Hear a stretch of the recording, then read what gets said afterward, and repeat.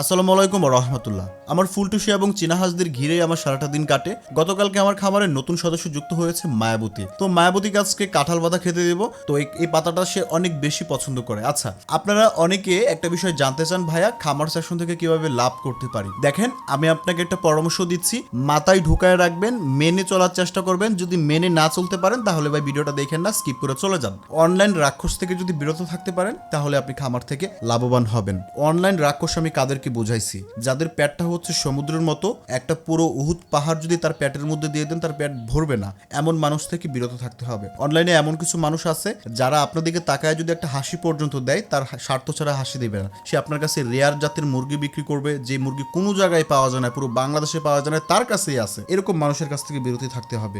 যে মানুষটা আপনাকে একটা বিজনেস প্ল্যান শিখাইতে যায়, তার ব্যবসার প্রমোশন করবে, সে আপনার কাছে খাঁচা বিক্রি করতে চাইবে, কোচ বিক্রি করতে চাইবে, মুরগি বিক্রি করতে চাইবে, ওই সমস্ত মানুষদের কাছ থেকে আপনি একদম দূরে থাকবেন।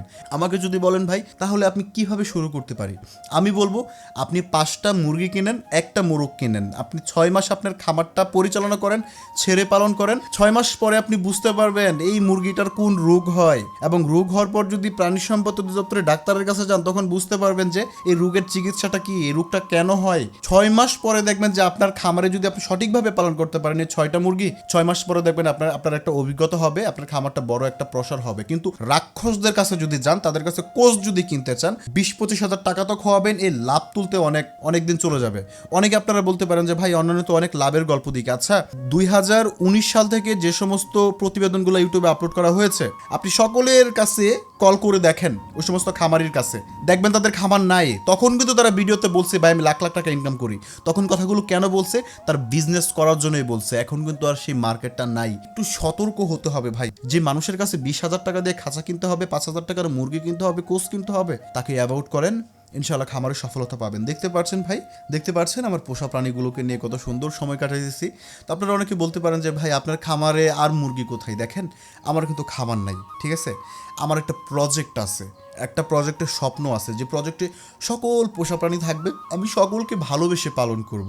এটা হচ্ছে আমার প্ল্যান, আমার বিজনেসের প্ল্যান নাই। দেখেন, আমার বড় বড় 5-7টা ইউটিউব চ্যানেল আছে, ওই সমস্ত চ্যানেল থেকে আমি লক্ষাধিক টাকা ইনকাম করতে পারি। যারা আমাকে পার্সোনালি চিনে তারা জানে আমার আর্নিং কীরকম। তারপরেও আমি সজীব ব্রাদারে কেন পড়ে আছি? কারণ 2019 সাল থেকে আমি ভিডিও করি, আমার ভিডিও করতে ভালো লাগে। ছোটকাল থেকে মুরগি পালন করি, আমার মুরগি পালন করতে ভালো লাগে। সেজন্যই মূলত ভিডিওগুলো করে আপনাদের সাথে শেয়ার করি। ভাই আমার বিজনেসের কোনো প্ল্যান নাই, আমার লাভ লস নাই, আমার পুরো জীবনটাই লসের মধ্যে আছে। খামার সেকশন থেকে আমি লাভের চিন্তা কখনো করি না, তবে আলহামদুলিল্লাহ লাভ হয়। তবে একটা কথা মাথায় রাখবেন, খামারের পোষা প্রাণীদের ভালো যদি বাসেন, ডাক্তারের পরামর্শ যদি নেন, তাহলেই সফলতা পাবেন। কোনো রাক্ষস কখনো আপনাকে সফলতা এনে দিতে পারবে না। ধন্যবাদ।